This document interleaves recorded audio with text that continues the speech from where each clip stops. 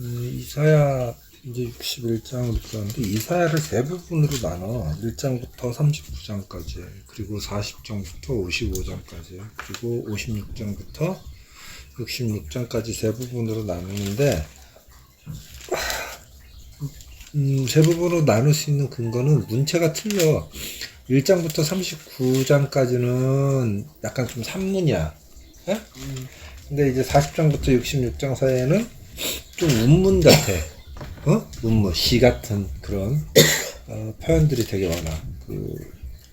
우리 성경으로 보면은 뭐라 그럴까? 그게 잘 안 보이지만 히브리 성경으로 보면 이렇게 딱딱딱딱 글자 수를 맞춰가지고 쓴 그런 구절들이 되게 많아. 그리고 시대상도 좀 다른 시대상을 얘기해. 1장부터 39절은 아수르에 대한 얘기가 되게 많아. 응? 근데 이제 나쁘나. 아수르, 아시리아지? 나쁜 아닌가? 원래 바벨론 이전에 저기 아시리아? 아니 착하지 마. 나라 이름이야. 시리아 쪽이야. 나쁜 짓 많이 했잖아요. 근데. 그래. 아주 잔인해. 어떻게 해? 아수르. 그래서 이제 어떤 사람들은 그렇게 얘기했어. 이건 마치 뭐 예언된 것처럼 구약 39권, 신약 27권, 그래서 합해서 성경이 66권이어서 이사야가 1장부터 39장, 그리고 40장부터 66장이 다른 어떤 내용을 얘기한다 뭐. 근데 이거는 헛소리고, 헛소리고, 그리고 또 그거를 또 싫어하는 사람들이 또 되게 있어. 왜냐면 이사야서는 이사야 한 명이 썼다고 막 금기시하고 하는데, 신명기도 모세가 쓴 건 아니거든. 누가 썼든지 그 저자는 하나님이시거든. 하나님이시기 때문에 상관이 없어. 누가 썼든지. 하나님이 그들을 영감을 주셔가지고 쓰게 하셨거든. 그래서 여호와의 영이 내게 내리셨으니, 이건 여호와의 영이 내려본 사람만 아는 거야. 못 내려본 사람은 이게 어떤 의미인지는 몰라. 맞아. 암만 설명해도 그거 몰라. 그러니까 아빠가 예전에 일본에 있을 때 우리나라 온돌 난방 구조에 대해서 이 얘기를 쭉 하는데 절대로 이해를 못해. 걔네 난방 구조로 있는 건 고타치 정도거든. 그러니까 바닥을 난방해가지고 집을 따뜻하게 한다는 걸 이해를 못하는 거야. 상상할 수도 없는 난방 구조. 큰만 설명을 하고 막 그려도 이게 이해가 안 돼. 걔는. 뭐 그런 어떤 것도 조차 기술적인 것도 이해가 본 적이 없고 경험해 본 적이 없으면 이해가 되게 어려운 부분인데, 이런 여호와의 영이, 하나님의 영이 내게 내리셨다라는 거, 임했다라는 거, 이건 이해하기가 되게 힘든 건데, 하나님의 영이 임해서 이들이 성경을 적은 거야. 자기들은 이게 성경이 될 줄 모르는 거죠. 어느 날 감동이 와가지고 막 쓴 글인데 이게 성경이 된 거지. 응? 그러니까 그 사람들이 의도해서 이걸 성경으로 해야지 그렇게 쓴 건 아니야. 그런 얘기들이 있어. 시인들이 자기가 시를 쓴다는 게 아니라 왜 그런 얘기, 언어가 자기한테 왔다고 얘기를 해. 그래서 안 쓸 수가 없었다. 이런 표현들을 해. 언어가 자기한테 왔다.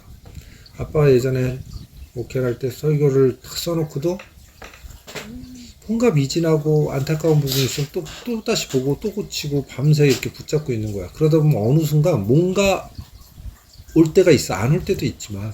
그러면 이제 그때 그걸 붙잡고 다시 고치고 그러는 거야. 그런 어떤 느낌들이 오는데, 그래서 이걸 그렇게 이사야가 두 사람이 썼든 세 사람이 썼든 그걸 가지고 싸울 이유가 있을까? 아빠는 기본적으로 세 사람이 쓴 것 같아. 이사야서를? 세 사람이 쓴 것 같아. 근데 그거 가지고 따지고 싸울 이유가 있을까라는 생각을 해. 세 사람이 썼으면 어떻고 네 사람이 썼으면 어때? 하나님의 영이 임해서 쓴 거니까. 자, 그런데 그래서 여기 이 1절 2절 여호와의 영이 내게 내리셨으니 이는 여호와께서 내게 기름을 부으사 가난한 자에게 아름다운 소식을 전파하게 하려 하심이라. 나를 보내서 마음이 상한 자를 고치시며 포로된 자에게 자유를, 갇힌 자에게 노임을 선포하고 여호와의 은혜의 해와 우리 하나님의 보복의 날을 선포하여 모든 슬픈 자를 위로하되. 이 이야기가 있어. 이게 예수님이 회당에 들어가가지고 어느 날 안식일에 막 이 말씀을 읽고 이 말씀이 이루어졌다고 선포해서 예수님을 갖다가 죄가 뭔데 저거 지 맘대로 성경이 이루어졌다고 얘기하냐 그래서 예수님을 돌로 찔려 했던 그런 장면 등장하는 구절이 예수님이 읽었던 구절이 이 구절이야. 다들 뭐 요일이 뛰어오고 막 다들 지치고 힘든 것 같아가지고 뭘 얘기할까 하다가 요 구절에 대해서 얘기를 하자. 몇 마디야? 자, 그러면서 여호와의 2절에 여호와의 은혜의 해와 우리 하나님의 보복의 날을 선포하여라는 거지. 은혜의 때와 보복의 날이 같이 등장해. 이건 같은 의미야. 왜 같은 의미냐면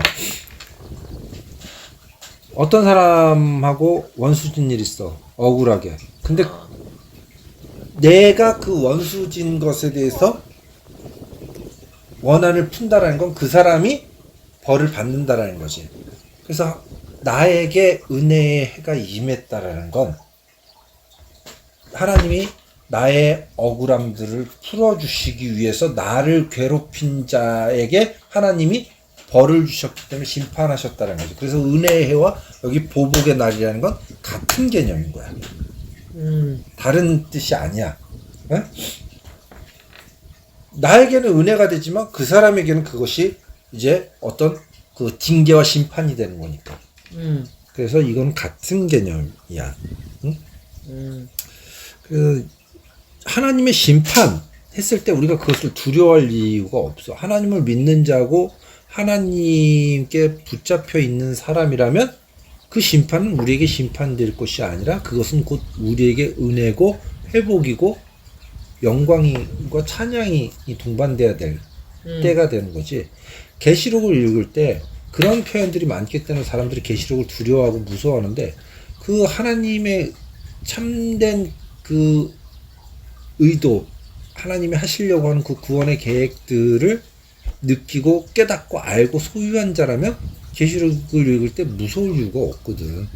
그럼 기쁘고 응원 가고 놀라운 은혜고 회복이고 벅찬 감격이 돼야 되거든.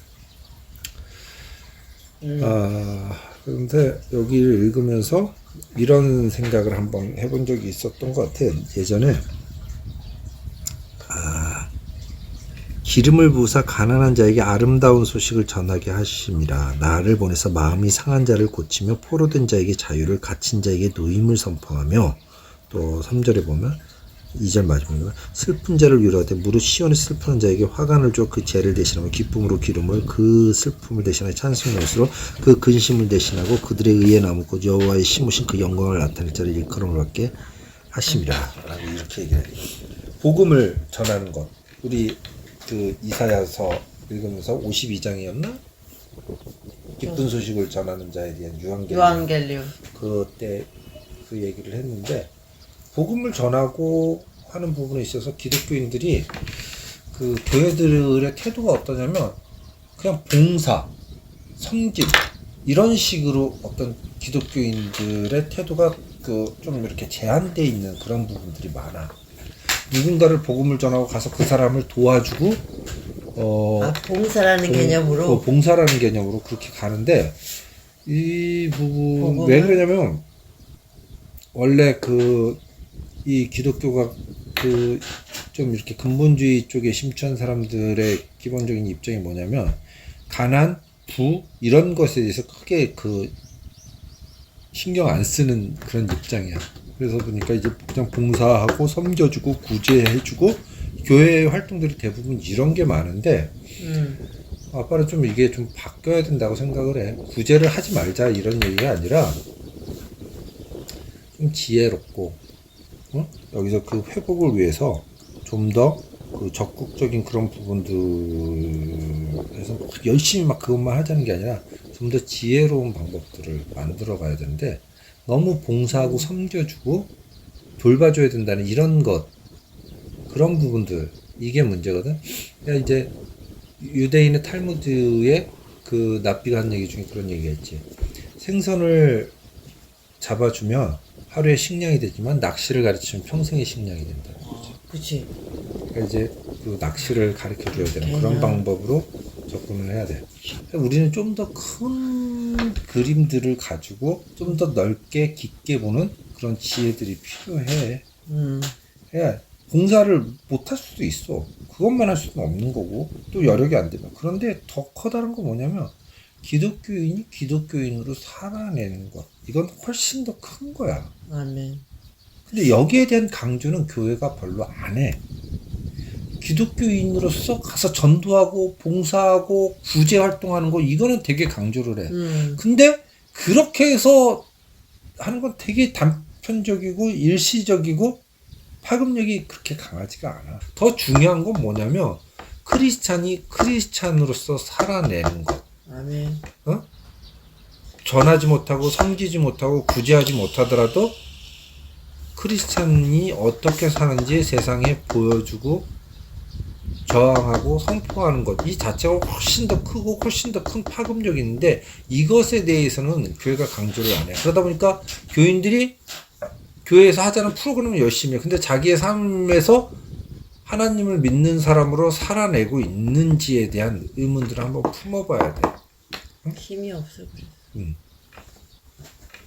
품어봐야 되는 거야. 물론 봉사하고 구제하는 거 이걸 폄하하고 하지 말자는 얘기는 아니야. 더 궁극적으로 지향해야 될 바가 뭔지 그리고 어떤 게 더 진짜 왜냐면 내 안에서 크리스찬으로 살면서 내 안에서 자연스럽게 차오르는 것이 밖으로 흘러 넘쳐나서 어때? 그것이 주변으로 흘러가게 해야 되는 거야. 아멘. 응? 아빠가 김소월이라는 사람을 참 안타깝게 여겨. 김소월 참 많이 두들겨 팬다. 그치? 왜냐면 그 사람 시를 보면 무슨 느낌이 있냐면 이 사람은 사랑을 해본 적이 없는 사람이야. 모태솔로는 아니고 결혼까지 한 사람인데 사랑을 해본 적이 없는 사람이야. 왜냐면 약간 구이 차이.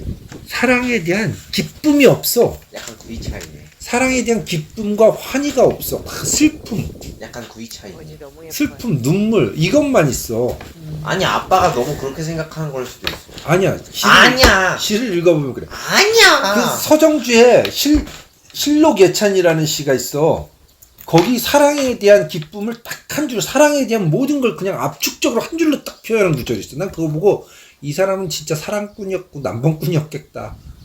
엄청나게 그 사랑을 많이 해봤기 때문에 그 사랑의 의미를 딱 알까 한 줄로 표현한 게 있어. 뭐라고? 실록 예찬사. 아 어찌할거나 나는 사랑을 알았어라. 딱 한 줄이야. 저는 그걸로 어떻게 느껴? 봐봐. 사랑이 막 그게 사랑 좋아. 더 못해본 사랑을 것 같아. 알아서 좋았는데 사랑을 하면 어때? 생각만큼 쉽진 않아. 그 굴곡과 그 질곡들이 있으니까 사랑을 해서 좋지만 사랑을 하기 때문에 좋지만 그 사랑을 그 만들어 나가는 그 과정이 정말 지난한 과정을 거쳐야 됐기 때문에 양면성을 가지고 있다고. 좋고 또 나쁘고 어렵고 기쁘고 힘들고 뿌듯하고 여기 다 복합적으로 그걸 들어있으니까 한 줄로 표현했다는 거에 그거를 대해서 딱 한 줄로 표현했어. 아 어찌할거나 나는 사랑을 알았어. 거기에서 오는 감동이 있어? 그 구절 읽으면서 감탄을 했어. 졸라 변태 같아. 왜? 네가 사랑을 못 해봐서 그래. 이런 걸로 어떻게 희열을 느끼지? 너무나 압축적으로 한 줄로 모든 걸 탁 다 표현해 버렸잖아. 너같이 맨날 게임만 하는 사람이 몰라. 난 사랑도 안 해보고. 자, 뭐야? 나 갈래. 하지마. 교회를 어떻게 기도 하나 듣고 가야지. 아 그래. 저기 아직 기도 안 하고. 그러니까 우리는 어떻게 살아야 돼? 크리스찬으로서 산다라는 것이 얼마나 힘들고 또 얼마나 뿌듯하고 얼마나 지난하고 또 얼마나 그게 감격적인 것인지 그거를 경험을 해봐야 돼. 서정주 시인처럼 갈까? 어찌할거나 나는 하나님을 알았어. 이 말 하고 싶어서 빌드업 한 거야? 빌드업 됐어. 그래, 그럴 수 있지. 그렇게 살아야 돼. 알았지? 요일이 기도. 기도하겠습니다. 하나님, 오늘 가족들과 함께 기도를 드렸습니다. 크리스천으로 사는 건 귀찮고 힘들지만 그래도 뿌듯하고 행복합니다. 네. 뭔가 종교가 있다는 게 되게 삶에 도움이 되는 것 같습니다. 예수님의 이름으로 기도합니다. 아멘. 아멘.